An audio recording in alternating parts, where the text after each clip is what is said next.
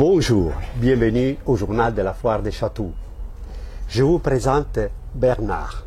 Bernard, bienvenue parmi nous. Merci. Je suis très content de t'accueillir parce que le fait de t'accueillir, ça veut dire accueillir une mémoire. La mémoire du patrimoine des châteaux, quelque part. C'est d'accord?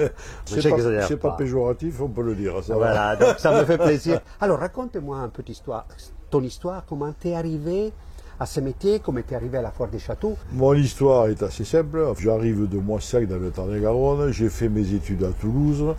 Je suis éducateur spécialisé pour enfants inadaptés. Et je n'ai pas exercé très longtemps parce que le jour où je me suis marié, j'ai pris ma valise, j'ai pris ma femme, j'ai pris mon diplôme et je suis venu à Paris parce que j'avais déjà l'intention de faire ce métier-là.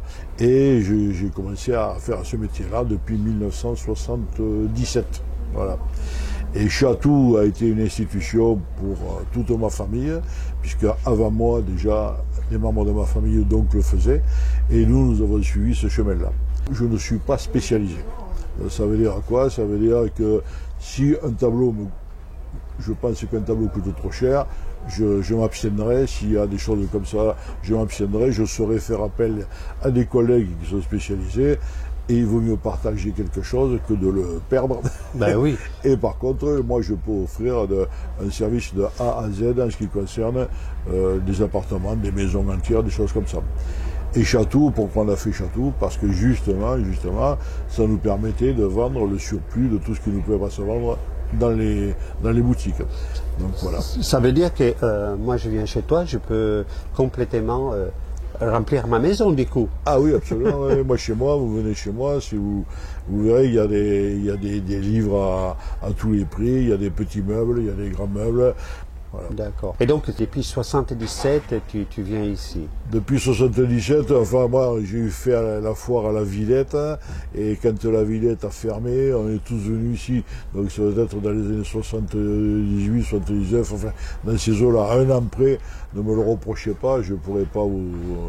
Donc, si on revient en arrière, disons, on pourrait voir Chatou en noir et blanc, quelque part. On pourrait voir Chatou en noir et blanc, effectivement, avec une organisation tout à fait différente, mais toujours le même plaisir d'être ici, et toujours, sauf qu'avec les années, la fatigue se fait ressentir. Il y a une anecdote que tu nous racontes, au moment donné, il faisait froid avant l'ouverture des portails ou pas? Alors en fait, maintenant, on rentre dans la foire de Chatou, scindé en plusieurs partie de la foire, à savoir le fond déballe le lundi, le mardi, enfin des choses comme ça. Donc, mais à l'époque, quand on faisait Chatou, c'était le premier qui était arrivé, qui posait son camion, et donc c'était un petit peu ce qu'on appelait la foire d'Ampogne. Et donc nous, on faisait la queue des fois, pour arriver ici le lundi, il était courant, qu'on fasse la queue sur le bord de la Seine, des fois pendant 8 heures, 6 heures, dans les camions. Et les gars qui venaient de Béziers, de Marseille, ils étaient aussi comme ça. Et puis les hivers, je sais pas, réchauffement climatique oblige, mais les hivers avant, quand on vous dit qu'il faisait froid, il faisait froid. Moi-même, j'ai fait la foire de Chatou. À l'époque, on avait des bâches qui couvraient les devantures. Je suis arrivé un jour, il y avait ça de hauteur de neige sur au moins 10 cm.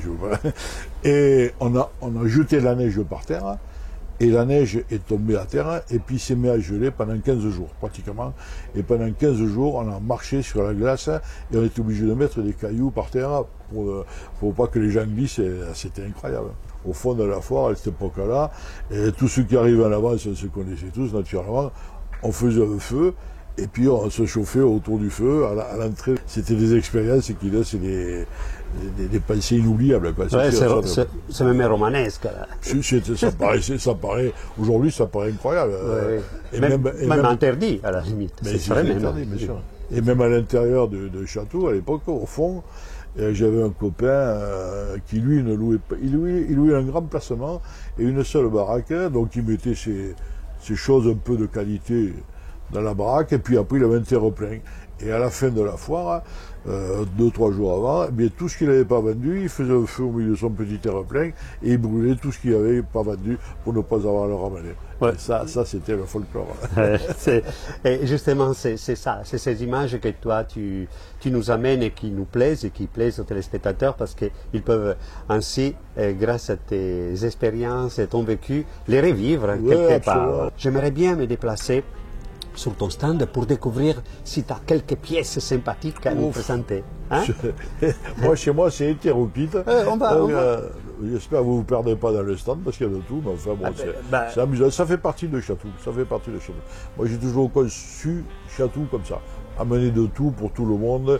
Et je pense que si la quantité de gens qui viennent sur mon stand et qui sont satisfaits et les petites choses, les prix et tout, voilà, ça va. C'est important. Bien sûr, bien sûr. Bah, écoute, bon, on va y aller. Eh bien, écoute, je t'en prie.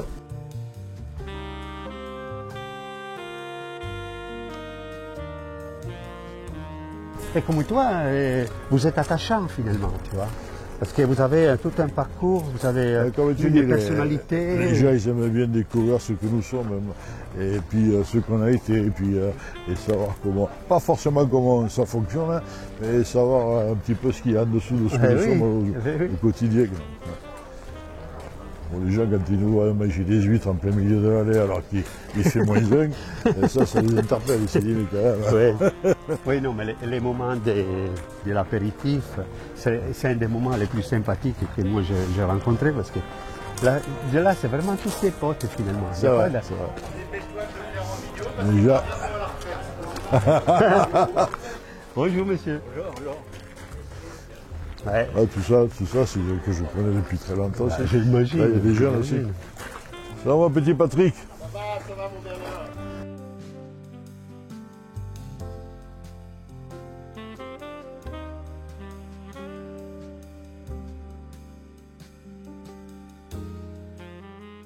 Ah ouais, Pamela, ma fille, qui plante les clous, là. Bienvenue. Nous sommes de là-bas jusqu'à là-bas, et vous voyez qu'ici, chez nous, on passe de la table, du mobilier, bon. Il y en a pour toutes les bourses finalement. Absolument. Mais toute la journée, ici, nous ça défile, on a en permanence des gens qui viennent acheter. Et pourquoi? Parce que c'est 2 €, 1 €, il y a des gravures 19e, il y a de tout. C'est très beau. Des tableaux de qualité, bien sûr. On fait aussi des choses de qualité. Et là, il y a beaucoup des choses qui sont parties. Hein. Oui, heureusement. On a des et puis bon, mobiliers. il peut y avoir des bibliothèques, des livres. Oui. On essaye de faire de tout. Mais à Château, il faut s'adapter. Et moi, malheureusement, beaucoup de mobilier 18e, on avait des difficultés à le vendre. Et alors moi, après, dans les appartements que j'ai choisi d'amener ici, enfin, dans le mobilier d'appartement que j'ai amené ici, j'ai pris plus du mobilier utilitaire pour les gens qui s'installent, ou tel comme une dame tout à l'heure m'a dit, je vais certainement vous prendre la table, parce que j'ai pas encore construit ma maison, enfin fini de se construire, et je vais le garder pendant 2-3 mois, j'ai une remise, je les mènerai chez elle. Mais je suis obligé de m'adapter en fonction de la demande. Voilà, c'est comme ça. Mais c'est vrai que ça aussi, fait partie de l'histoire. On s'adapte aussi à la demande. C'est-à-dire, si les 18e ne marchent plus, ça c'est peut-être les 16e. Les 16e ne marchent plus, tu passes au 17e. Et c'est ça qui est... Et chaque fois, il faut faire très attention à ce que les gens demandent. C'est comme ça qu'on arrive à se maintenir. Pas, je dis pas évoluer, parce que on ne sait pas l'antiquité. Moi, je ne suis pas un grand antiquaire. Les grosses galeries, ça n'a rien à voir avec moi, naturellement. Et moi, je suis à mon niveau depuis 40 ans, mais je fais la même chose. Mais chaque fois, je me suis adapté aux situations. Cher monsieur, je vais vous chercher une poche. Vous avez ça? Vous avez tout, c'est parfait. Eh oui. Ouais, vous aurez assisté à une transaction à 10 €. Alors, c'est là. Et merci bien, monsieur. Vous voilà propriétaire d'une pendule électrique brillée. Voilà. Sous cela, nous on se salue pour une prochaine interview et une prochaine découverte. T'es d'accord? Avec plaisir. N'oubliez pas de vous abonner à notre chaîne, la chaîne de la Foire des Châteaux. Et à bientôt. Ciao. Au revoir.